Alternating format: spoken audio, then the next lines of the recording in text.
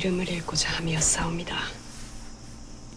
이름, 누구의 이름이었을꼬?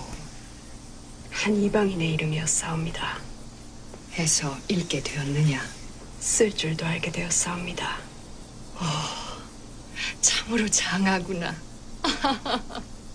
그래도 호기심으로 걸음하기엔 학당은 복 낯설었을 터인데. 새드 엔딩이라는 영어 낱말이 있사온데 슬픈 끝맺음이라고 알려주니가 저를 마맞게 추천해준 빈관 사장이었사옵니다. 처음 그 말을 들었을 때 학당에 다녀야겠다 결심하였사옵니다. 새드 엔딩의 반대말을 알고 싶었기 때문입니다. 하여 알게 되었느냐? 모든 끝맺음은 나름의 슬픔을 품고 있으니 여지가 알지 못하였사옵니다. 참으로 우문이요, 참으로 현답이다. 그래, 또 무엇을 배웠느냐?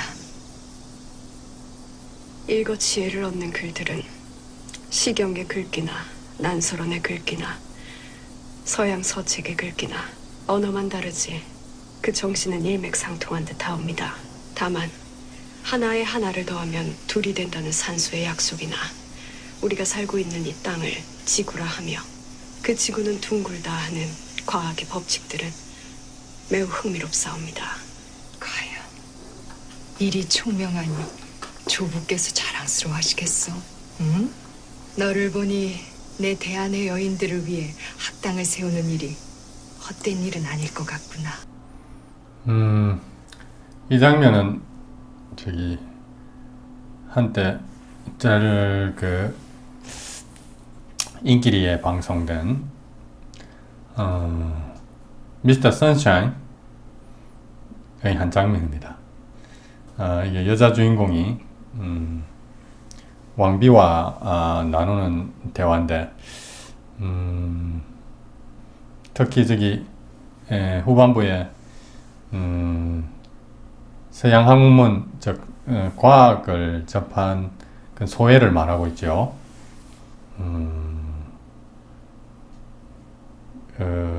저 내용으로만 보면은 저 여주인공뿐만 아니라 당시 우리 선조들은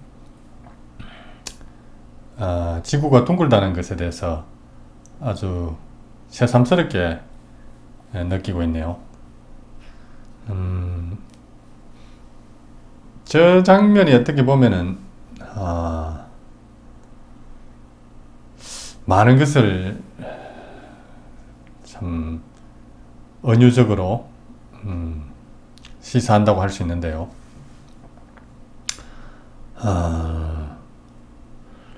여기 보면은 우리 역사에 있어서 보면은 물론 우리가 학교에서 배운 역사죠. 그 역사에서 보면은 한 200년 전에서 한 100년 사이, 그때 참 암울했고, 또 그 이후에 일본에게 국권을 뺏기고 마치 종의 모습으로 살았다고 할 수 있거든요. 이제 어떻게 보면은 뭐 역사라는 게 그럴 수밖에 없었겠지만은 참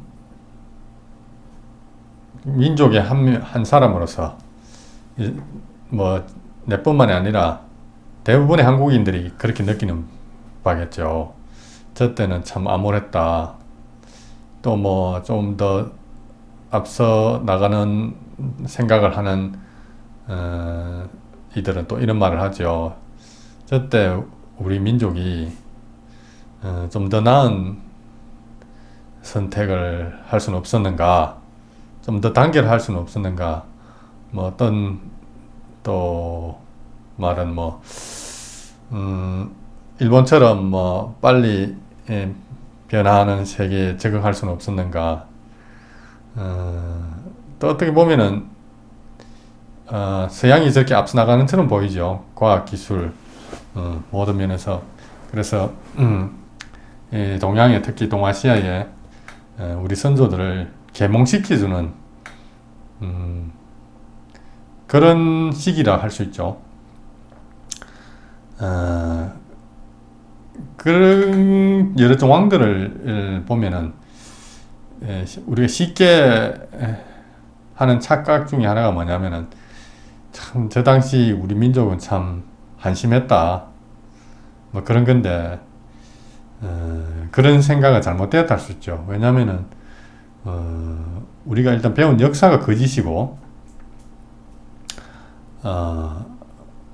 그 당시 우리가 또 경험해보지 않았기 때문에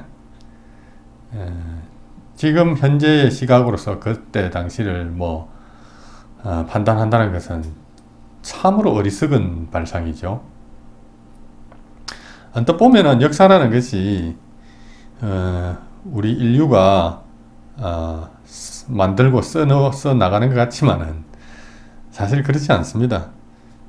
우리 인류는 어떻게 보면 역사라는 무대에 배우 정도로 뭐 할 수 있겠죠. 어떤 배우는 좀 중요한 역할을 맡은 배우도 있을 것이고 뭐 엑스트라도 있을 것이고 뭐 그런 것인데 역사는 하늘이 쓰는 겁니다. 그래서 좀 부끄럽고 찬란하지 못했던 민족사에 대해서도 그렇게 안타까워할 필요 없습니다. 다 뭐 하늘의 뜻에 의해서 그렇게 된 거고 그 와중에 우리는 이제 우리의 역사 속에서 우리의 역할이라는 게 있죠. 그걸 다 할 수 있느냐 없느냐 그게 이제 좀 중요한 그건데 어찌되었건 이때까지 상식으로는 그 당시 우리 선조들이 그 뭐랄까 수준이라는 것이 한심하다. 어떻게 보면 그거는 이 서양 세력들이나 또 일본 또는 중국의 제국주의 세력들이 일반 이 동아시아 일반 백성들을 갖다가 자기들의 지배 이데올로기에 어떻게 끼 맞추다 보니까 생긴 어떤 역사관 내지는 뭐 과학도 그 일환의 하나거든요. 우리가 알고 이때까지 배웠던 그 과학이라는 것은 사실은 이 세상에서 한임께라 한다는 세력들이 자기들의 그 지배와 착취를 용이하기 위해서 만들어낸 그런 것이라 할 수 있거든요. 그 대표적인 것이 뭐 요즘 많이 회자되었다가 조금 근래에 들어서는 조금 잠잠한데 우리가 살고 있는 이 땅이 어떻게 생겼느냐 뭐 소위 말해서 둥그냐 아니면은 뭐 납작하냐 뭐 그런 이야기인데 결국은 뭐 이 본 강의가 과학이 무엇이냐 더 바람직한 과학이 무엇이냐 뭐 그것을 제시하기 위해서 우리 민족 문화를 연구하는 것이었는데 한 번에 짚고 넘어가야겠죠. 지금 화면에 나오는 저 그림은 그 그리스의 어떤 수학자 뭐 철학자이기도 하겠죠. 에라토스테네스라는 자가 지구의 둘레를 구했는데 그 구한 방식을 그림으로 그려 놓은 거거든요. 이제 이집트에 이제 알렉산드리아라는 도시가 있는데 그 도시에서 925km 떨어진 시에네라는 도시에 어느 날 그 우물에 그 해가 그 우물에 정타로 이렇게 딱 비추는 겁니다. 그 같은 시각에 알렉산드리아에서는 그 해 그림자가 7.2도를 이제 그래가지고 그걸 이제 수학의 비례관계를 이용해가지고 수학적 비례관계를 이용해서 지구의 둘레가 얼마라는가 그걸 구했던 뭐 에피소드라면 에피소드인데, 저걸 중학교 때 우리가 배웠는지 고등학교 때 배웠는지 잘 모르겠는데, 한 실제 우리가 현대 과학에 의해서 측정한 지구 둘레에 한 12% 정도밖에 오차가 생기지 않았다고 하더군요.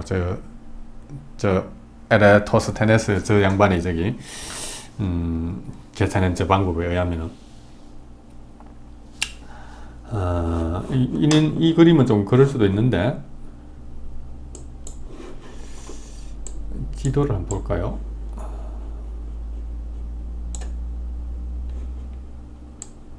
뭐 이런 그림이 뭐 구체적으로 뭐 어떻게 그 값을 알아냈다는 설명을 하지 않겠습니다. 뭐 이걸 갖다가 간단하게 그리면은 이게 되는데, 그런데 이제 문제는 뭐냐면은 우리가 학교에서 배울 적에는 이거 뭐랄까 그 풍기는 뉘앙스가 이런 거거든요. 대단하다. 1000년도 더 되었던 시절에 어떻게 지구가 둥근다는 걸 알았을까? 우리가 알기로는 우리 이 선조들 또는 이 동아시아 아니 전 세계가 사실은 뭐 코페르니쿠스, 뭐 갈릴레오 갈릴레이, 아이작 뉴턴 이런 사람이 등장해가지고 지구는 둥글다는 결론을 내기 전까지는 다 그렇게 믿었죠. 지구는 둥글지 않고 평평하다, 땅은 평평하다고 믿었는데, 어떻게 2000년도 더 된 저 시대에 그걸 알았으며 알았다기보다 믿었죠. 그리고 그 수학을 이용해서 지구의 둘레를 구했다니 대단하다 이런 거였는데, 반대로 말하면은 그 당시 우리 선조들은 한심했다 이거죠. 사실 저 그리스 수학자들에 비하면은 그런 건데, 그런데 우리는 너무 쉽게 학교에서 배운 걸 믿는 경향이 있거든요. 과연 정말 그런가? 저 그리스 수학, 과학, 철학이 그렇게 대단한가? 재밌는 거는 성경에서는 그리스 과학이나 철학 이걸 되게 탐탁지 않게 생각해요. 그 대표적인 인물이 바울이라는 사람인데, 바울은 실제로 자기가 그리스 학문을 했는데도 불구하고 나중에 개심을 하고 난 다음부터는 그리스 철학 과학 이거는 쉽게 말해서 말장난이고 홀리는 그거라고 하지 마라 뭐 이러거든요. 어느 것이 뭐 맞는지는 따져보면 알겠죠. 왜냐하면 우리는 음양의 이치를 가지고 있으니까. 그런 건데, 저 실험 같은 경우에도 전제가 있어요. 우리는 항상 과학적 실험이나 어떤 계산을 접할 적에 그 전제를 잘 알아봐야 되거든요. 이중슬릭 실험에서도 그 전제 조건이 그 환경이 진공이어야 된다 그러지 않습니까? 진공이 아니면 그런 간섭문이라든지 양자역학에서 말하는 중첩 같은 그런 효과가 일어나지 않는다 그러지 않았습니까? 이것도 똑같아요. 이게 그냥 지구가 둥글다 하고 빛은 직진한다고 상정해놔 놓고 그렇게 가정해놔 놓고 이제 계산을 하니까 그렇게 나오는데, 그런데 지구가 둥글다는 걸 증명할 수는 않았거든요. 지금 우리가 너무나 당연하게 생각하지만 그걸 증명해야 되는데 증명하지 않고 그냥 했고, 과연 빛이 직진할까요? 빛이 직진한다는 증거는 우리 눈으로 보면은 뭐 어두운 곳에서 후레쉬 라이트를 비추면 빛이 쭉 날아가는 그 정도인데, 과연 그걸로 빛이 대기 중에서 직진한다고 할 수 있는 것인지. 어쨌든 그렇게 그 두 조건을 그렇게 해놔놓고 계산한 값이거든요. 그런데 만약에 이렇게 볼 수도 있거든요. 그렇다면 지구가 둥글지 않고 평평하다면은, 우리가 살고 있는 이 땅이 평평하다면 어떻게 되는가? 빛이 직진하는지 굽는지는 나중 문제고, 일단 땅의 모양만이라도 만약에 평평하다면은 저 지구 둘레 값은 지구 둘레 값이 아니고 값도 다르게 나오겠지만 그 값의 의미도 전혀 다른 게 되겠죠. 만약 지구가 땅이 평평하다고 하나 해봅시다. 그럼 이렇게 되겠죠. 저 식이라는 게. 저렇게 태양 고도가 82.8도가 될 것이고, 저기, 이제, 여기에 있는 요 지역이 시에네라는 도시가 되겠죠. 이렇게 되면은 지구 둘레가 나오는 것이 아니고 뭐가 나오냐면요. 지 표면에서 태양까지 고도가 나오게 돼요. 그럼 계산 대충 해보니까 한 몇천 킬로미터 나오는데, 많이 다르죠. 우리가 학교에서 배운 거하고. 우리가 배우기로는 지구에서 태양까지 거리는 1억 5천만 킬로미터라 그러거든요. 1억 5천만 킬로미터하고 몇천 킬로미터하고는 그 오차가 막 어마어마하게 나죠. 그 계산이나 실험이라는 걸 할 적에 그 전제 조건이 무엇이냐에 따라서 이렇게 달라져 버려요. 근데 우리는 이런 걸 간과해버리고 그냥 뭐 세계적으로 저명한 학자들이 하는 거니까 당연히 바르게 하겠지라는데, 그게 함정이죠. 그런데 속으면 안 되는데, 여기도 그렇지 않습니까? 지구가 둥글다라는 것을 굳게 믿고 한 그 계산 유도거든요. 아니면은 이제 지구 둘레가 뭔지도 뭐 모르는 것뿐만이 아니라 해도 1억 5천만 킬로미터 멀리 있지 않고 바로 뭐 여기 상공에 한 뭐 3,000m, 3,000km, 4,000km 위에 있다 이렇게 되는 건데, 참 그렇죠. 지금 21세기에 최첨단 과학이 막 난무하고 이런 시대에 아직 그 지구가 둥근히 납작하니 그걸 촬영한다는 그 자체가 참 웃긴데, 어차피 뭐 본 강좌가 과학 쓰레기다, 뭐 과학 서양, 특히 서양에서 온 과학이라는 걸 태클 좀 걸어보자 이런 차원에서 시작했으니까 좀 뭐 그래서 나가 보도록 합시다.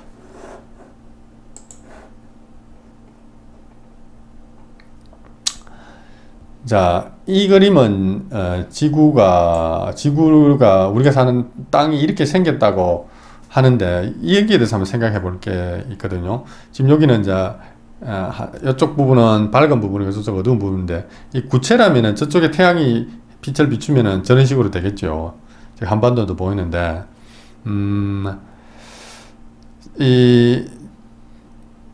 요즘 뭐 일각에서 막 강력하게 주장하는 지구는 평평하다 하는 그것을 본격적으로 다뤄보기 전에 그것보다 더 중요한 게, 중요하면서도 더 간단하게 확인할 수 있는 게 뭐냐면요. 지구 뭐 우리가 사는 이 땅이 둥글든 평평하든 그걸 떠나서 지금 그 화면에 보이는 이는 이렇게 지구가 우리가 사는 땅이 이렇게 생겼다면은 우리가 여기서 살 수가 없어요. 무슨 말이냐면은, 만약에 정말 우리가 사는 땅이 이렇게 생겼다면은 우리는 얼어 죽어요. 무슨 말이냐면은, 낮에는 뭐 괜찮겠죠. 낮에는 뭐 태양빛이 있어가지고 따뜻하다, 뭐 더울 수도 있겠는데, 뭐 빛이 있으니까 어쨌든 간에 온도를 유지시킬 수 있지만은, 돌아가지고 밤이 되면 이제 컴컴한 부분 있지 않습니까? 저 부분은 예를 들어서 해가 진 지 얼마 안 된 초저녁이라고 합시다. 해가 진 지 얼마 안 된 초저녁에는 뭐 정확히 제가 계산은 안 해봤지만은 대충 잡아도 마이너스 100도로 떨어지게 되어 있어요. 설마가 아닙니다. 그건 여름철이든 겨울철이든 또는 북반구든 남반구든 뭐 아니면 적도 지방이든 상관없어요. 해 지자마자 바로 영하로 떨어집니다. 그리고 해지에서 얼마 안 있어서 영하 100도, 한밤중이 되면은 영하 200도 이하로 떨어집니다. 왜 그러냐 하면요, 여기 열이라는 것은 적외선이에요. 식외선 빛입니다. 그 특별한 조치가 없으면은 빛의 속도로 그 움직이는 게 열이에요. 특별한 조치가 없으면은 공기 중이라 할지라도 공기가 열을 머금어주는 성질이 조금은 있는데요. 그 머금는다 그것도 할 수 없을 정도로 빨리 열이 달아나 버려요. 공기 정도로는 이게 안 돼요. 실제로 우리가 비행기를 타보면은 뭐 10,000피트인가 그 정도면 올라가도 우리가 뭐라 그러나 비행기 그 안에 타면 화면이 나오지 않습니까? 지금 우리가 어디로 가고 있고 지금 바깥 온도가 얼마고 대기 온도가 얼마고 나오는데 보면은 뭐 마이너스 40도씩 막 그래 되지 않습니까? 공중이라는 곳이 그렇게 그만큼 설사 거기에 공기가 있다 하더라도 열을 딱 담아둘 수가 없는 곳이에요. 만약에 진짜 우리가 살고 있는 땅이 저 모양이라면은 낮에 받았던 열이 이제 쫙 틀리면서 해가 저 서산으로 넘어가기 시작하면은 이제 얼음이 얼기 시작할 겁니다. 아마. 얼음이 얼기 시작해가지고 초저녁만 돼도 마이너스 100도 한밤중 마이너스 200도 이하 절대 온도 가까이 떨어질지도 몰라요. 그렇게 되면은 다 얼어 죽겠죠. 우리가 뭐 땅을 깊이 팔고 난로를 집혀가지고 며칠을 살 수는 있을지 몰라도 식량이 없지 않습니까? 동식물이 다 죽어버리는데 만약 그러면 동식물이 생겨날 수도 없겠죠. 뭐 어쨌든 간에 그래갖고는 생명체가 살 수 없습니다. 이 땅 위에서. 그러면은 뭐냐면은 저 위에 땅이 네모나든 둥글든 그 나중 문제예요.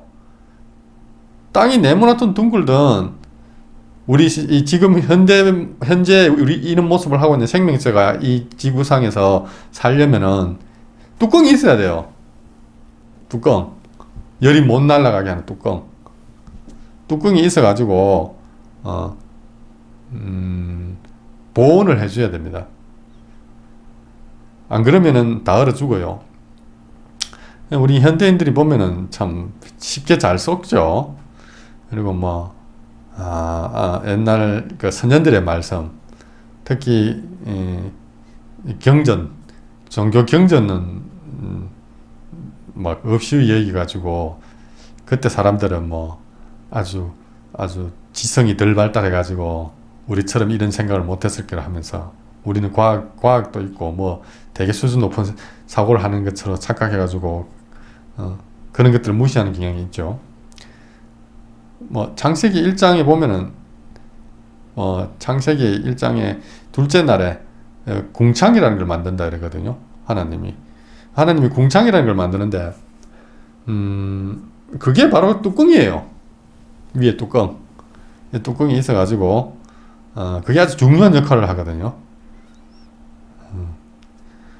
지금 근데 우리가 알고 있는 상식으로는 우리 머리 위로는 저 우주로는 아무것도 없다고 하지 않습니까? 그렇죠. 아무것도 없다고 배웠고 우주에 추정하기로 우주의 끝은 150억 광년, 즉 빛의 속도로 150억 년 가야 우주의 끝이 나온다 그러거든요. 근데 저게 만약 우리 이 땅 위에 뚜껑이 이렇게 있다면은 빛이 1초에 가는 거리만도 안 될 겁니다. 아마 그 뚜껑까지 거리가 만 킬로나 될라나 뭐. 지금 우리가 지구가 둥글다고 믿고 있는데 이 둥근 지구의 한 바퀴 둘레가 4만 킬로입니까? 지구 한 바퀴 둘레 거리도 안 돼서 저 위에 뚜껑이 있다 생각하면은 아주 갑갑하죠. 우리가 사는 공간은. 우리 선조들과 선현들의 말씀을 가벼이 여기면 안 됩니다. 우주를 우주로 하지요. 이거는 한국, 중국, 그리고 일본, 소위 말하는 한자 문화권 나라들이 전부 같이 쓰는 용어거든요. 우주라고. 영어로는 뭐 universal이라는데 우주가 집우자 집주자거든요. 그럼 우리 선조들은 왜 유니버스를 갖다가 집이라고 불렀을까요? 바로 위에 뚜껑이 있기 때문입니다. 집이 되려면 제일 중요한 요소가 바로 지붕이 있어야겠죠. 지붕을 위해서 기둥이 있고, 기둥을 세우다 보면 옆에 벽도 되고, 그 다음 기초로 세우게 되는데, 그야말로 우리가 사는 이 공간은, 물질 세계는 집인 것입니다. 이렇게. 하우스죠, 이렇게. 그래서 우주라고 불렀던 거예요. 근데 이제 우리는 무시하죠. 그분들은 먼저 잘 몰라서 그렇게 했다 하는데, 누구 말이 맞는지 한번 알아보도록 합시다. 우주가 정말 우리가 지금 알고 있는 무한대로 뻗어 있는 그런 공간인지, 아니면은 이렇게 되어 있는 건지. 우리 전통 사상에 있어서 아주 중요한 요소가 뭐냐면요, 그 쓰임이라는 개념이거든요. 쓰임. 전번에 제가 언급했죠. 심지어는 하나님도 쓰임이 3개가 있어가 삼신리를 한다고. 이 쓰임이라는 건데, 지금 우리가 학교에서 배운 그 우주관을 보면은 태양만한 별 또는 태양보다 큰 별이 진짜 무한대로 있어요. 우주에는 거의 우리 입장에서 보면 무한대로 할 정도 많이 있고, 근데 그런 큰 별들이 또 은하계를 이루어가지고 또 수억 개, 십에 몇 수십 성으로 이래 있는데, 걔들이 전부 수소를 시키면서 연료를 삼아가지고 태우면서 이렇게 하는데, 그 온도가 또 수천도, 수억 도씩 막 올라가고 그래요.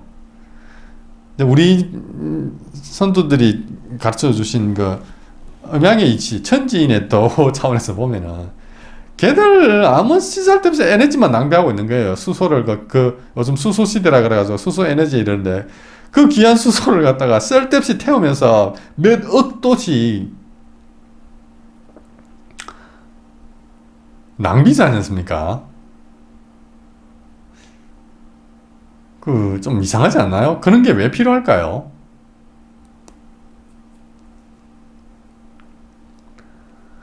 그렇습니다.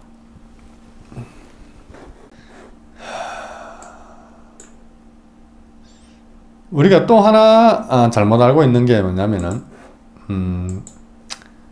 아직 뭐 지구가 둥글다, 평평하다는 말을, 결론을 안 내놓은 입장에서 보면은, 과연 누가 지구의 모습을, 우리가 살고 있는 이 땅의 모습을 전체적으로 조망해 본 적이 있냐 이거죠. 우리가 보통 지금 지구가 둥글다고 여겨지는 여러 가지 증거들은 간접 증거거든요. 예를 들면은 해변가에서 바다 저편에서 배가 들어오는 모습을 보면 배의 끈덩머리부터 먼저 보이고, 그다음에 배 몸체, 배 아랫부분이 이렇게 보이거든요. 그걸로 보건데 땅이 이렇게 둥글구나. 그거는 어디까지는 우리가 그렇게 간접적으로, 시각적으로 이렇게 땅에 붙어서 본 그거지, 그게 결정적인 증거는 될 수 없거든요. 예를 들어서 지상에서 우리가 살고 있는 땅 전체가 다 보일 정도로 아주 높이 날아올라서 저까지 가봐야 정말 진짜 땅이 둥근해, 평평하네 이렇게 결론 내릴 수 있거든요. 근데 인류 중 누구도 그렇게 멀리까지 가본 자가 없어요. 달에 가봤다 그러는데? 달에 가봤다고요? 그렇지만은 내 자신이 가본 건 아니거든요. 그냥 듣고 믿는 거죠.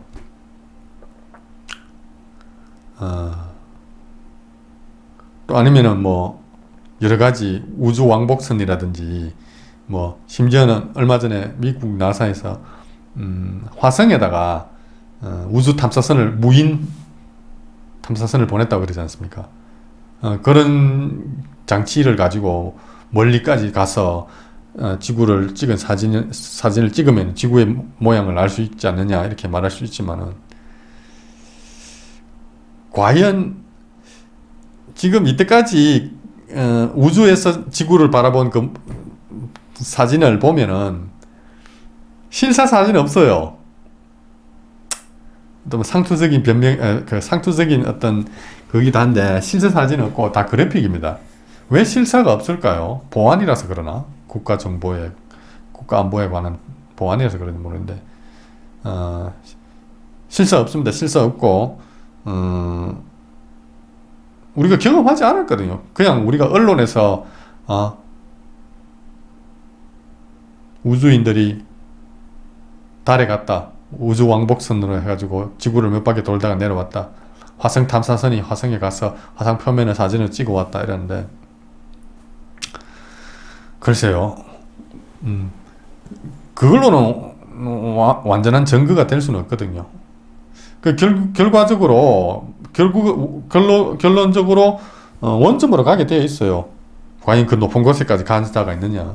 지금은 제가 믿기로는 없습니다. 그건 무슨 말이냐면은, 이 지구가 어떻게 생겼는지 따지는 그 자체가 우리 능력 밖의 일이라는 말이 되거든요. 지금 기술로는 그까지 갈 수도 없고, 그렇다면은, 갑론을박 해봐야 정확히 알 수 있는 여지는 없는 거지, 우리한테. 우리 인류의 능력으로 참 한심하죠. 우리가 디디고 있는 땅의 모양도 하나 제대로 모르는 겁니다, 우리는. 그럴 능력도 안 되고. 그러면은 또 이런 것도 한번 생각해 봐야 되거든요. 왜? 그러면 우리가 지구가 둥글다고 믿게 되는가? 지구가 둥글다고 믿게 된 거는 누가 지구의 전체 모습을 조망해 가지고 이렇다 한 게 아니고, 이런저런 정황상 그럴 것이다 해가지고 생겨난 믿음이거든요. 이런저런 정황상 가장 우리가 지구는 둥글다는 결론을 내리고 믿게 된 결정타, 그것은 바로 중력이죠. 중력 때문에 그랬던 건데, 만유인력 법칙이죠. 아이작 뉴턴이 발견했다는 만유인력 법칙. 지금 그림이 나오는 사과 있죠. 저거 뭐 사과 떨어지는 거 보고는, 그는 뭐 어디까지 일화이긴 하지만 상징하는 바가 있죠. 사과 떨어지는 거 보고 만유인력의 법칙을 발견했다 그러는데, 그야말로 법칙인 겁니다. 그런데 법칙을 누가 정하는지도 참 모르겠고, 어떤 증명이나 증거를 제시하지는 않았거든요. 존재하는 모든 물체가 서로 끌어당긴다는 거. 태양계에 보면 태양 주위로 행성들이 이렇게 돌지 않습니까? 태양 주위로 행성들이 도는데, 태양 주위에 행성들이 도는 것을 보고 만유인력 법칙이 존재하구나, 이게 아이작 뉴턴이 한 일이거든요. 그런데 그게 아닌 거죠. 사실은 만유인력이라는 게 있다고 가정해놔 놓고 보니까 태양이 있으면 태양 주변에 행성들이 돌 수밖에 없다. 왜냐? 만유인력이라는 게 있다 하면 서로 끌어당기니까. 끌어당기지 않습니까? 안 끌어당기 가려면 돌아야 되죠. 그리고 원심력이, 구심력, 구심력에 비해서 원심력이 있어가지고 이렇게 행성이 돌 수 있는 거니까요. 우리 사실은 과학자들이 거꾸로 한 논리를 갖다가 우리는 반대로 믿고 있는 거죠. 저기에 보이는 저 공식도 어떤 두 물체가 있으면 두 물체 간의 거리의 제곱의 반비를 하고 두 물체의 질량에 비례한다, 이렇게 되어 있는데, 저 유명한 공식이죠. 저 공식을 잘 보면은, 어떻게 하다가 우리가 땅의 모습이 둥글다고 믿게 되는 그 사연을 우리가 이해할 수 있어요. 자, 봅시다. 그런데 저 공식에 참과 거짓의 여부를 떠나서 먼저 계산상에 상당히 문제가 있어요. 그게 무슨 말이냐면, 저 사과가 있다 합시다. 사과는 뭐 한 주먹만 하니까요. 점이라 치도 괜찮겠죠. 한 300-400g 좀 되는 점 질량체라고 합시다. 부피가 약간 있긴 하지만 지구에 비하면 워낙 작으니까요. 근데 문제는 지구인데, 지구는 어마어마하게 크지 않습니까? 지금의 상식으로 어마어마하게 큰데, 지구가 사과가 지구를 당긴다 그러는데 지구 어느 부분이 당기냐 이거죠. 문제는 저기 두 물체 사이의 거리의 제곱의 반비라 그러는데 두 물체 사이 거리라면 지구는 반지름이 6,400km라 그러는데 어디서 어디까지를 저기 두 물체 저 사과와 지구 사이의 거리를 할 거냐 이거죠. 만약 지구가 점이면은 두 점 사이의 거리의 제곱 이렇게 계산하면 되는데 점이 아니고 지구는 이렇게 있고 사과는 거의 점인 것처럼 이렇게 돼 있지 않습니까? 이건 어떻게 계산하는 겁니까? 거리를 어떻게 지구 반대편 저쪽에 거리를 해야 할 것이냐, 가운데를 거리를 할 것이냐, 아니면 앞부분을 거리로 할 것이냐. 요 문제를 해결하기 위해서 이제 아이작 뉴턴이 만들어낸 수학 계산법이 바로 적분이죠. 이 무슨 말이냐면은 지구를 조그만 알갱이로 다 쪼개는 겁니다. 얼마만 크기로 부피가 제로가 될 정도로 무한대로 쪼개는 거지. 거의 무한대로 막 쪼개면 알맹이로 다 만드는 겁니다. 알맹이로 다 만들어 가지고 그 알맹이 하나하고 사과하고 서로 끌어당기겠죠. 이제 질량이 있으니 만유인력이니까 끌어당기는 그 힘을 계산을 해요. 끌어당기는 힘을 계산을 해서 그러면 다른 알갱이들 있지 않습니까? 지구를 쪼갰다고 할 경우에 다른 쪼개는 알갱이들하고 또 그 당기는 힘이 있겠죠. 그걸 다 더하면은 지구가 사과를 당기는 또는 사과가 지구를 당기는 힘이 되는 거예요.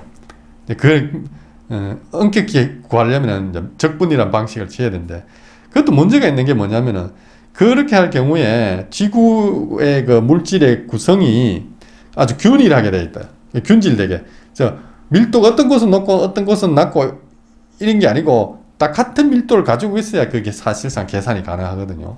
근데 실제 지구라는 게 뭐 돌이 많은 데도 있고 자갈이 많은 데도 있고 모래가 있는 데도 있고 뭐 안쪽으로 들어가면은 뭐 액체 상태인 데도 있고 뭐 이래가지고 균질하게 않기 때문에 그게 이제 말로는 가능하죠. 적분을 사용해가지고 그 힘의 상호작용하는 힘의 크기를 갖다가 측정할 수 있는데 실제적으로는 측정 못하죠. 왜냐 그 밀도가 균일하지 않기 때문에. 뭐 어찌 되었든 간에 그는 계산상 문제이고 나타나는 현상은 이제 이런 식으로 이해하죠. 우리가 뭐냐면은 어떤 부피를 가진 물체가 있으면은 그 물체의 밀도가 고르지 않더라도 무게 중심이라는 게 있지 않습니까? 무게 중심. 전체 질량을 어떻게 평균을 낸다 그러나 고르게 한다 가정해놓고 무게의 중심이 있겠죠. 그 무게 중심하고 또 다른 물체의 무게 중심하고 직선 거리를 여기서 R이라 해가지고 이렇게 계산하거든요. 보통 그 방법밖에 없고 또 그게 어느 정도 맞고요. 그래 볼 것 같으면 만약에 우리가 살고 있는 이 땅이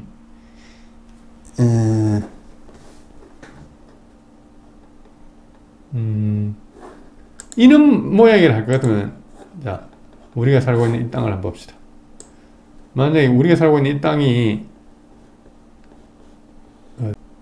뭐 이런 덩어리라면은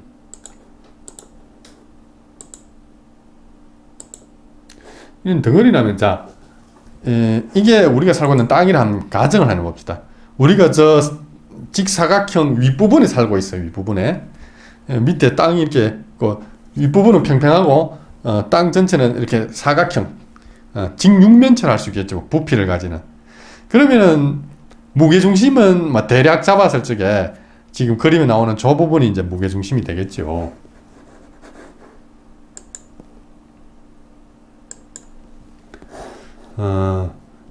그러면 이제 중력이라는 게 어떻게 작용하냐면 저 무게중심하고 저 지표면에 점들 5개 찍어놨죠. 저기 지표면 할 것 같으면 저 지표면하고 직선거리로 이렇게 연결했을 때 그 방향이 서로 끌어당기는 방향이 되거든요. 자, 그러면 저기 무게중심이라는 그 점 바로 위에 바로 위에 저기서는 힘이 위에 있는 저 지점에서의 어떤 물체는 힘을 바로 지표면과 수직으로 힘을 받겠죠. 근데 문제는 뭐냐면은 약간 오른쪽으로 또는 왼편으로 가버리면은 힘의 방향이 이렇게 비스듬하게 되는 겁니다. 이렇게 제일 무게중심에서 먼 곳에는 더 많이 비스듬하겠죠. 저게 왜 문제가 되냐면은 저 위에다가 우리가 집을 짓고 산다고 한번 생각해 봅시다. 그럼 어떤 일이 벌어질까요? 무게중심 바로 윗부분에서는 지표면과 수직으로 집을 짓고 살겠죠. 그런데 이 지은 집이 넘어지지 않으려면은 무게중심에서 오른쪽으로 왼쪽으로 멀어지면 멀어질수록 집을 지표면과 삐딱하게 이렇게 지어야 돼요. 안 그러면 넘어져 버려요. 넘어지든지 부서지든지 그렇게 되겠죠. 만약 이제 무게중심 바로 윗부분에 조기를 갖다가 북극으로 할 것 같으면은 제일 가쪽은 남극이 되겠죠. 북극 외에는 지구상에 있는 모든 집들이 다 삐딱해야 돼요. 남반구로 가면 갈수록 더 누부해겠죠.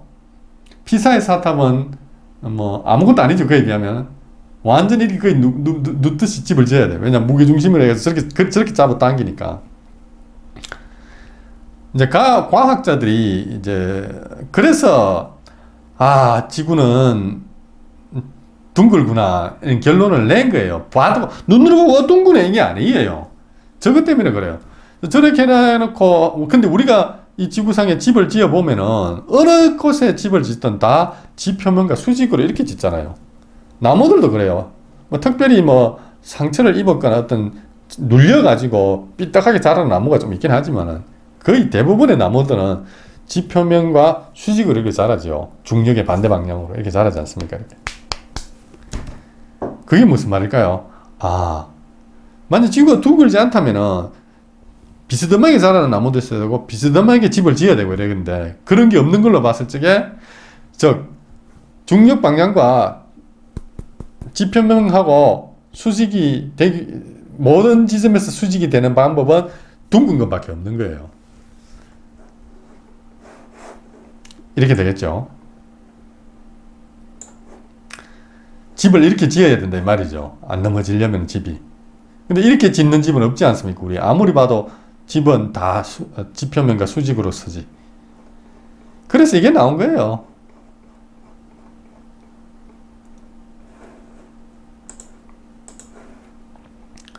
자, 간단하게 이해되죠? 지구가 둥글어서 둥근 게 아니고 둥글 수밖에 없다는 이론적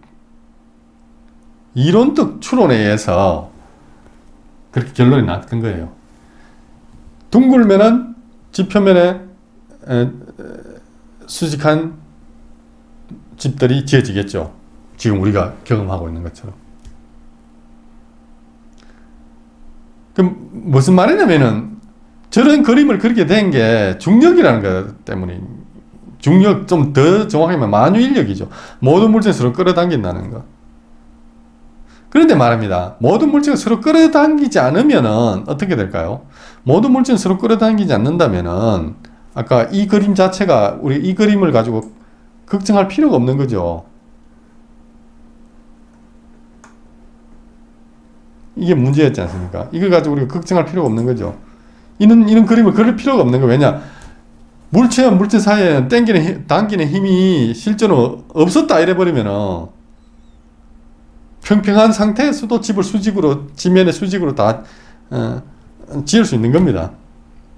그래서 이 지구가 둥그냐 평평하냐를 결론냄에 있어서 가장 중요한 게 사실은 중력이에요. 중력 때문에 지구가 둥그러졌거든요. 중력이 뭔가를 모르기 때문에 이제 지금 우리가 갈팡질팡 하는 겁니다. 자, 중력을 인정하고 나니까 이제 하늘이 돌지요. 쉽게 말해서 태양이 돌지요. 태양이 돌게 지구가 돌지요. 그 다음에 우리 옛날 사람들은 태양이 이렇게 돈다고 태양이 돈다고 믿었지 않습니까? 지구는 가만히 있고 땅은 가만히 있고. 그런데 만유 인력을 인정하게 되면 어떻게 됩니까? 모든 물체는 서로 끌어당기지 않습니까? 해도 끌어다니고 달도 끌어다녀야겠죠. 근데 우리가 경험하는 것은 무엇입니까? 해와 달이 땅하고 이 지구하고 들어붙지 않지 않습니까? 만약에 당기는데 끌려오지 않으려면 어떻게 해야 될까요? 돌아야 되는 거예요. 왜냐? 그래야 원심력이 발생하니까. 원심력이 발생해야 당기는 걸 갖다 뿌리치고 거리를 유지할 수 있게 되는 거죠. 그래서 이제 태양계 그림이 이제 과학자들의 결론이 이거죠. 우리가 살고 있는 태양계는 이렇게 생겼다. 태양이 있고 저렇게 행성들이 외곽에서 궤도 운동을 이렇게 한다, 돈다. 저게 궤도 운동을 한다는 것을 직접 확인해 가지고 저걸 그려낸 게 아니고, 중력이라는 거에 서로 끌어당긴다는 그 잘못된 뭐랄까 지식, 확신, 그것을 수용하니까요. 돌지 않으면 안 되지 않습니까? 왜냐면 다 떨어붙어 보니까. 돌지 않으면 안 되니까 돌다 보니까 이렇게구나, 이렇게 나온 그림인 거예요. 저걸 확인하고 저렇게 태양계가 저렇게 생겼다는 게 아닌 겁니다. 우리 그걸 알아야 돼요.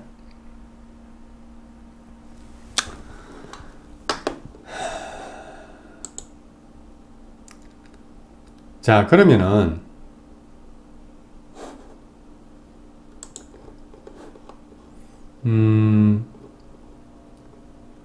아까 여러 번 언급했지만은 이 문제에서 가장 핵심이 되는 게 중력이라 그러지 않습니까? 중력이 뭔가를 우리가 모르기 때문에 모든 오해가 발생한다 그랬거든요. 아이작 뉴턴이 지구의 질량을 구하기 위해서 한 실험이 바로 저거거든요. 영어로 저 레드라고, LEAD, 레드는 납인데, 납은 조그만 부피에도 되게 무겁지 않습니까? 저렇게 양팔 저울에 똑같은 무게를 올려놔요. 똑같은 무게를 올려놓으면은 균형을 이루겠죠. 한쪽에다가 큰 납덩이를 갖다가 밑에 넣으면은 살짝 납덩이가 있는 쪽으로 살짝 기울어지겠죠. 살짝 기울어지는데, 이제 아이작 뉴턴은 이걸 두고 이제 서로 끌어당긴다고 봤던 거예요. 미세하지만은 무거운 물체를 저 양팔 저울 밑에다 한쪽에 두면 한쪽에 살짝 기울거든요. 그러니까 당기는구나 이렇게 생각했던 거예요. 근데 그거는 서로가 당겨서 저렇게 기울어지는 게 아니었어요. 사실은 나중에 이걸 설명하겠지만은, 어쨌든 저래놓고 보면은, 기울어진 만큼 평행을 이루어서 이쪽에 이제 저 노란색 N이라는 조그마한 물체를 올려놓으면 이제 다시 균형을 맞겠죠. 그러면은 이쪽에 작용하는 힘, 이쪽은 지구하고 M하고 N하고 끌어당기는 힘이고, 이쪽은 지구하고 납덩어리하고 M하고 당기는 서로 끌어당기는 힘이겠죠. 둘이 이꼴로 놓을 수 있겠죠. 그러면은 M하고 N하고 납덩어리의 질량은 우리가 이미 알고 있기 때문에 계산을 돌리면은 지구의 질량이 나오거든요. 그럼 어쨌든 간에 계산을 해내는데 사실은 그게 지구의 질량은 아니다고 할 수도 있거든요. 끌어당긴다는 걸 갖다가 맞다고 해놔 다음에 한 거기 때문에.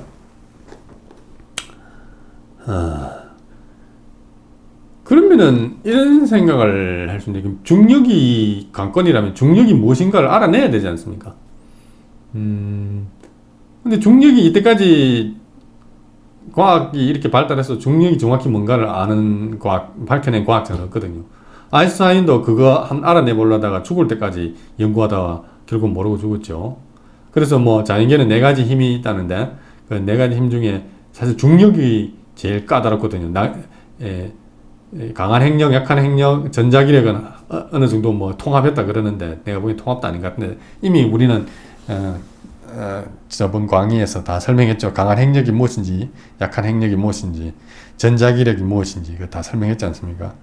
이제 중력만 남았는데, 사실 이게 아까 우리가 지구가 둥근지 평평한지를, 이거는 이제 우리 능력 밖의 이야기라고 했지만은, 이 또한 그럴 수밖에 없겠죠. 우리가 어떻게 물체가 땅으로 떨어지는 걸 이거 어떻게 설명하겠어요? 왜 이런 일이 일어나는가? 그래서 이제 우리말이 중요한 겁니다. 우리 선조들이 유산으로 남겨놓은 이 우리말 속에 그 실마리가 있어요. 그것을 이제 본격적으로 한번 풀어보도록 합시다.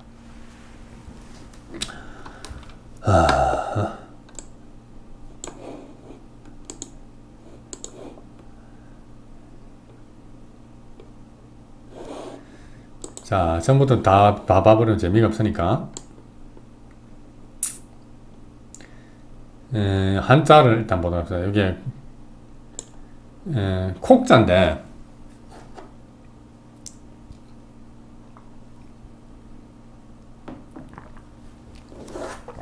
저기 굽을 곡자거든요. 굽을 곡자인데 현대는 곡이지만 동국 정원에서는 이걸 콕이랍니다. 노래 한 곡 두고 할 때도 이걸 쓰거든요.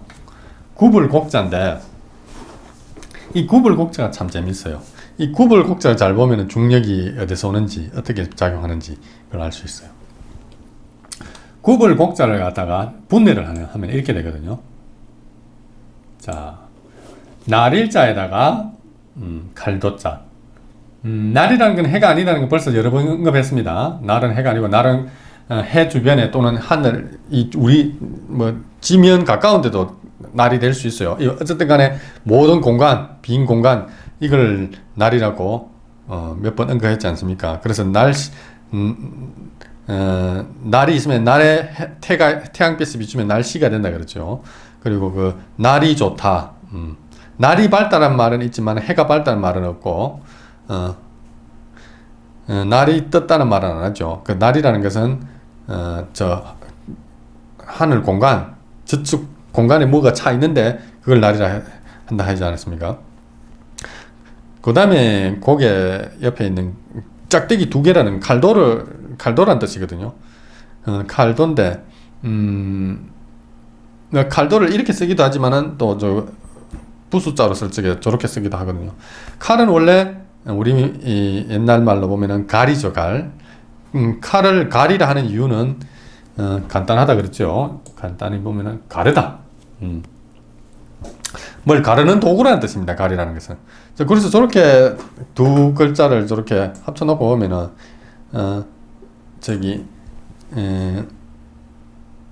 날을 가르면 굽는다 이런 뜻으로 해석할 수 있거든요. 저 공간을 가르면은 굽는다 이건데, 저걸 뭐 쉽게 말하면 이거예요. 공간에다가 창공에다가 돌멩이 같은 거를 던지면은 굽지 않습니까? 굽게 날아가죠. 그 말을 설명하고 있는 거예요. 왜 저기 돌멩이가 또는 공 같은 게 날아가는 걸 칼도로 표현했냐면요. 우리 전번에 관성에 대해서 고찰할 적에 언급했지 않습니까? 어떤 물체가 앞으로 진행하면은 이 공간에는 아무것도 없는 게 뭐가 있어가지고 음향이 나온다 그러지 않습니까? 공은 중성이거든요. 근데 음향이 나온다는 것은 갈라진다는 거예요. 갈라져서 붙었다가 물체 안에 들어갔다가 뒤로 나간다 그러지 않습니까? 이래서 공간에 뭐가 있는데도 불구하고 저항으로 작용하지 않는다 그랬죠. 그때 음향이 분리되어 나온다 그러지 않습니까? 음향이 분리되어 나온다는 자체가 가른다는 말이거든요. 가르다. 그래서 저렇게 쓴 거예요. 어떤 물체가 빈 공간을 비행하면은 그게 공을 갈라가지고 음향을 만들어내고 음향을 흡수해서 뒤로 내보냅니다. 그래서 칼도를 쓴 거거든요.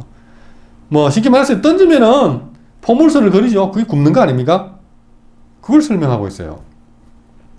저 글자를 잘 보면은, 자, 우리가 아이작 뉴턴이 밝힌 바로 의하면은 사과가 떨어지는 것은 땅이 당기기 때문이라 그렇게 하는 거 아닙니까? 땅이 당기기 때문에.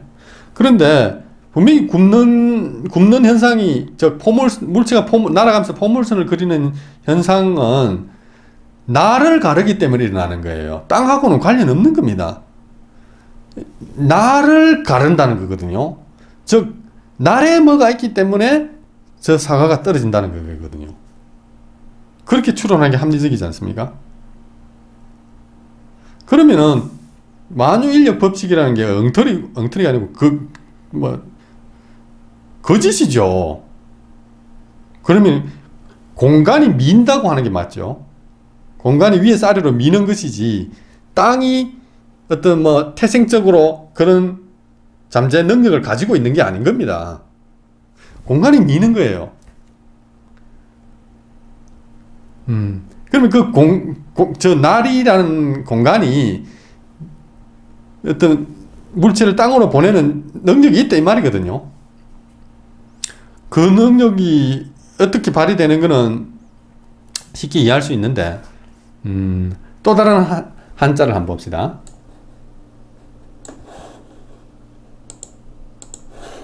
자, 그림이 아주 유화스럽게 그렸죠.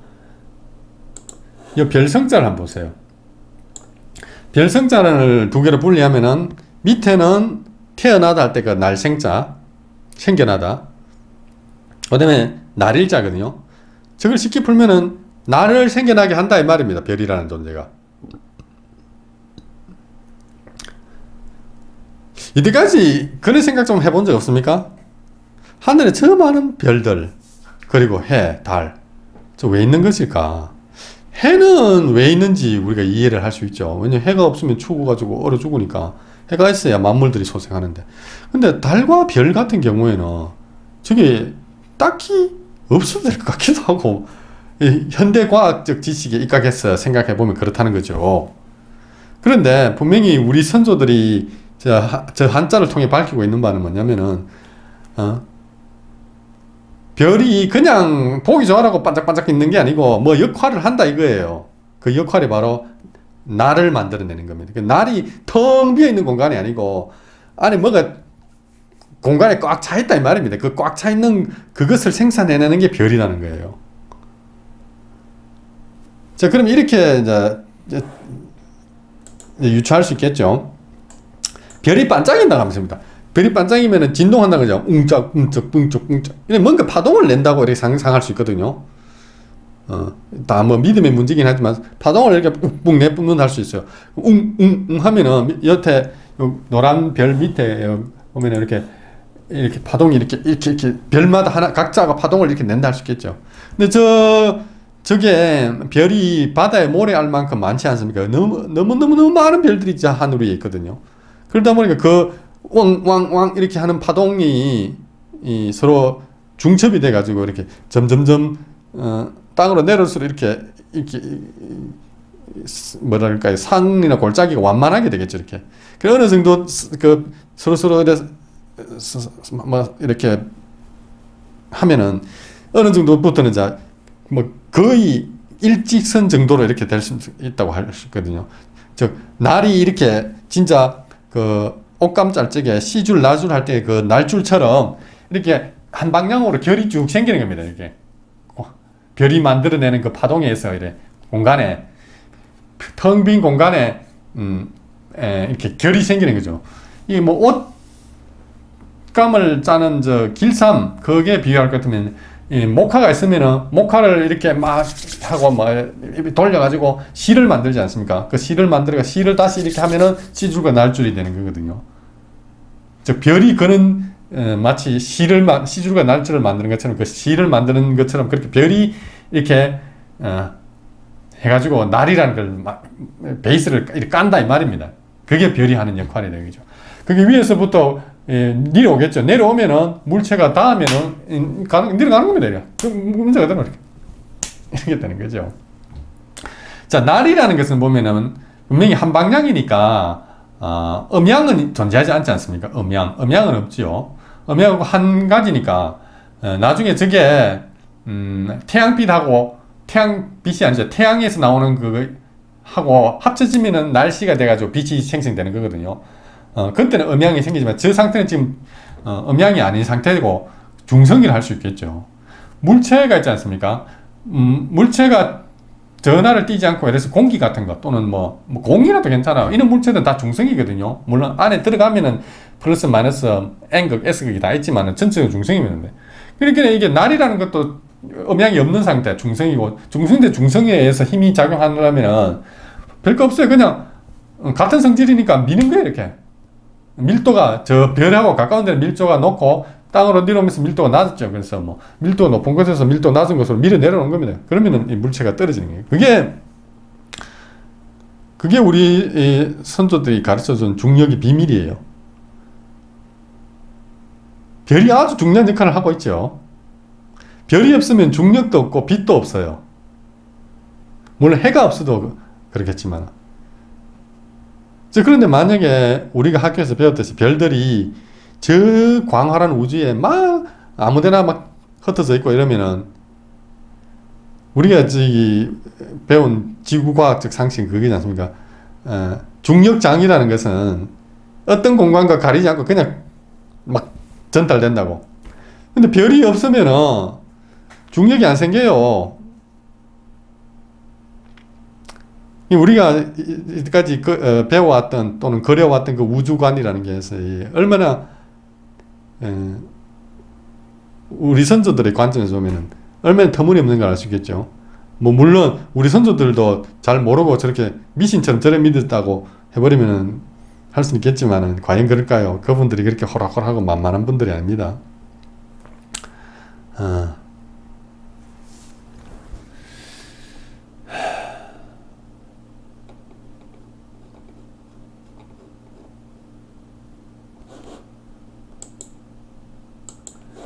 요 한자를 보면은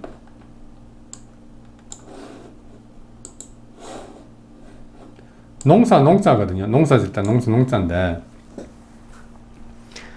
저 농사도 두 글자로 만들어진 글자인데 별진자거든요. 별진자 더하기 굽을 곡자를 하면은 농사라는 뜻이고 그런데 농사라는 것은 결국 최종 목표가 결실해가지고 수확을 얻는 거죠. 저기 농사에 왜 굽을 곡자가 있느냐 이렇게 보통 풀이하라 그러면은 곡식이 익으면 이제 굽어지는 거 그런 게 아니고 굽는다는 소리가 굽이라는 게 뭐냐면은 아까 말했듯이 이 날 속에 뭐가 들어가면은 밑으로 내려가죠. 그래서 이게 날과 결합하는 게 곱이에요. 그 곱이라는 소리의 반대말이 굽이고 곱. 그래서 그 시줄과 날줄이 이렇게 잘 결합하면은 배가 옷감이 잘 짜여지면은 우리가 그 모습을 곱다 잘 됐다 곱다 그러지 않습니까? 색깔도 곱다 꽃도 곱다. 이 곱다는 게 뭐냐면 음양이 잘 결합한 상태 이게 곱이에요. 그래서 곱하기 하거든요. 음양이 결합하면 이게 면적이 되지 않습니까? 그래서 곱하기가 되고 곱이라는 것은 그런 거죠. 그게 반대가 굽이니까 밀쳐낸다 이거죠. 이렇게. 그래서 이렇게 땅으로 떨어지는 겁니다. 공간과 결합하지 못하고 공간에 밀쳐내니까 땅으로 떨어지는 거죠. 이제 저게 별이라 했는데 이제 농사로 별이라는 게 별의 역할을 하는 모든 걸 다 별이라 할 수 있어요. 우리말은 원래 그런 거예요. 그래서 농사라는 것도 보면 어떤 물체가 하늘로 올라가야만 떨어질 수 있는 겁니까? 뭐 올라가지는데 떨어지진 않겠죠. 올라가죠. 올라가는 게 이렇게 생물이 성장하는 겁니다. 농사 짓는 거죠. 딱 정점에 이르러서 떨어지면은 그게 결실해가 수확하는 거죠. 실제로 보면은 사과라든지 뭐 과일이라든지 아니면 곡식이라든지 떨어지지 않습니까? 땅으로 돌아와가지고 다시 자라서 올라가죠. 그래서 떨어지고 자랐다가 이게 이 생물학적 현상이나 물체가 하늘로 올라가서 다시 떨어지는 거나 같은 짓이라는 겁니다, 이게. 그래서 저게 별이라는 게 벼라는 게 제가 이 강의를 할 때 초창기에 개강할 적에 벼하고 별하고 차이는 별은 하늘에서 돌기 때문에 별이고 벼는 안 돌고 고정되기 때문에 벼라 그랬죠. 결국 하는 일이 같은 건데 벼가 쌀을 생산해내듯이 별도 뭔가를 만들어내는 겁니다. 그럼 뭔가를 이렇게 만들어내가지고 결실하는 게 바로 굽이죠. 야, 다 익었다 앉아. 내 몸에서 떨어져라 이거죠. 그 농사지가 수확을 얻는 거나 물체를 위에 올려서 다시 떨어뜨리는 거나 같은 그거라 이 말입니다. 떨어질 낙자를 보면 이건데 자, 떨어질 낙자를 한번 봅시다. 떨어질 낙자를 보면 물숫자에다가 풀이 있고 각각각이 있는데 참 이해되지 않지 않습니까? 왜 물체가 떨어지는데 물은 뭐 폭포수가 떨어진다 뭐 그렇게 생각할 수는 있는데 물론 여기서 그런 뜻은 아니고요. 풀이 왜 나올까요? 풀. 또 각각 위에 농사하고 같은 맥락입니다. 저게 농사는 그야말로 농사에 관한 거고 이거는 이제 물리 현상이죠.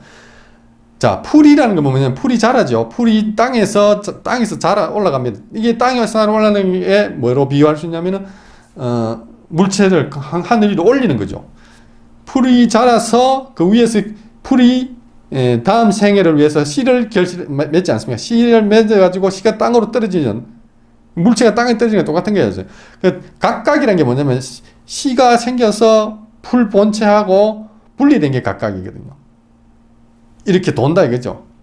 이게 떨어진다는 건데 저기 왜 물이 있을까요? 저거는 좀 더 추가 설명이 필요한 건데 쉽게 이제 이렇게 이해할 수 있거든요. 뭐 식물이 잘 자라는 걸 우리가 태어로 이렇게 말이죠. 무럭 자란다.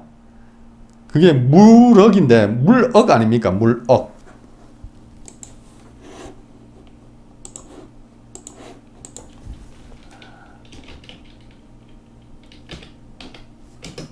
물억이죠.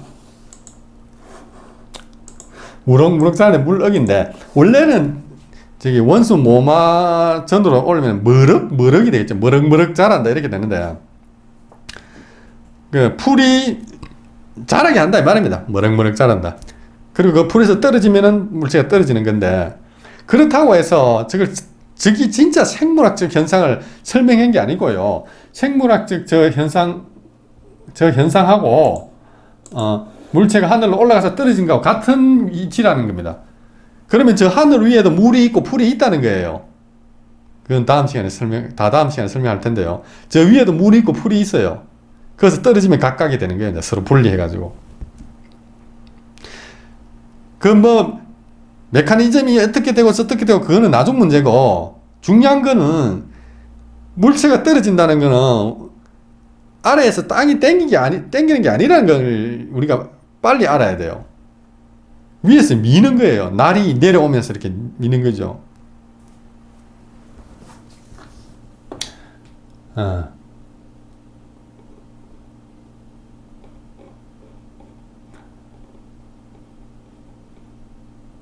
뭐 결국은 또 이것도 믿음의 문제가 되는데 누구 말을 믿느냐죠.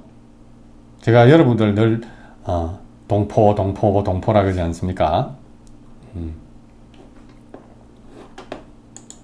동포라는 말은 아주 친밀한 단어다 그렇죠?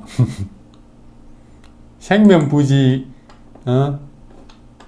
막 대포총에서 쳐들어온 놈들이 전해준 그 말을 믿으시겠습니까? 같은 말을 쓰고 대통령 선거, 국회의원 선거도 같이 하는 동포의 말을 믿으겠어요.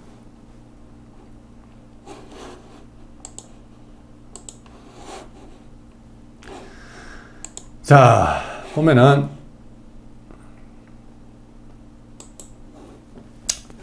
이 그림은 뭐냐면은 벼류죠, 벼류. 저 벼류에 수직으로 서 있는 쟤는 먹이죠, 먹. 저기 물을 붓고 이렇게 갈면은 먹을 갈면은 이제 먹물이 돼서 우리가 그걸로 부채 묻혀가지고 이렇게 글씨를 쓸 수 있지 않습니까? 저 밑에 먹물을 받는 저 문방구를 벼로라 그래요, 원래. 벼로. 로가 벼루로 변했죠. 벼로입니다. 저걸 리얼을 앞으로 보내면 별오가 되겠죠. 별이 온다 이 말입니다. 저게 별이라는 게 하늘에 있는 별만 별이 아니에요. 하늘에 있는 별과 같은 그런 역할을 하는 건 다 별이라 할 수 있거든요. 자, 이렇게 이 벼루를 멱을 이렇게 돌리는데 꼭 진짜 별 같지 않습니까? 하늘에 별이 뺑뺑 돌듯이. 거기서 나오는 저 먹을 한자 발음으로 하면 먹이 되거든. 먹. 전번에 여러분 언급했었죠. 먹 없다. 저 먹을 없는다 이거죠. 저 별이 내보내는 거니까 저게 바로 이제 날이 되겠죠. 검은색 먹이 되죠. 저걸 업으면은 무겁게 되는 겁니다. 무겁다, 먹겁다 이렇게 되는 거죠. 별을 천문이라 그러지 않습니까? 별을 천문이라 그러죠. 별자리들을, 별의 위치를 천문이라고 하는데, 문이라는 게 문이라는데, 그 문이 걸을 문자인데, 그 걸을 쓰는 재료가 바로 먹이지 않습니까? 그래서 별들의 위치라든지 별의 작용에 의해서 뭔가가 일어난다 이 말입니다. 그걸 별이 만들어내는 그 먹을 업으면 무거워지는 걸 질량이 증가하는 겁니다.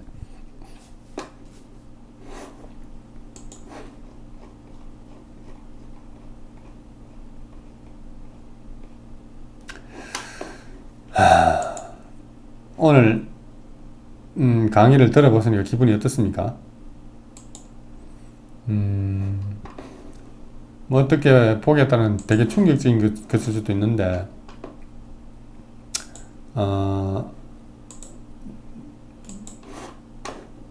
저는 우리 선조들의 말을 믿기로 했기 때문에 이 강의를 하는 겁니다. 자, 마지막으로 떨어지다라는 단어를 보면은 원래는 떨어디다겠죠. 저 떨자가 원래는 비읍디귿이거든요. 비읍디귿인데 우리말에서 떨어지다는 세 가지 뜻이 있어요. 동음이 이의라 할 수 있는데 뭐 제일 쉽게 우리가 일상생활에서 아는 거는 떨어지다, 물체가 아래로 떨어지는 게 떨어지다고. 그 다음에 분리되는 게 있지 않습니까? 이게 떨어지다 되죠. 그 다음에 완전히 소비해버리면은, 다 써버리면은 그걸 떨어지다라고 하지 않습니까? 그건 떨어졌다 해야겠죠. 다 써버렸으니까. 왜 세 가지 의미를 한 단어 안에다가 넣었을까요? 바로 그겁니다. 일단은 뭐 저게 디다는 어떤 차원을 이동할 때 디다라고 쓰는데요. 제일 핵심이 되는 음절은 덜자이죠. 떨. 저게 비읍 디귿인데 저걸 쉽게 이해하면은 벌다와 덜다를 합쳐놨다 보면 돼요. 벌어서 덜어낸다는 뜻이거든요. 나무가 자라서 결실을 맺고 그 열매가 다시 땅으로 떨어져서 다시 그게 나무가 되고 다시 또 자라서 열매가 되고 이렇게 돌지 않습니까?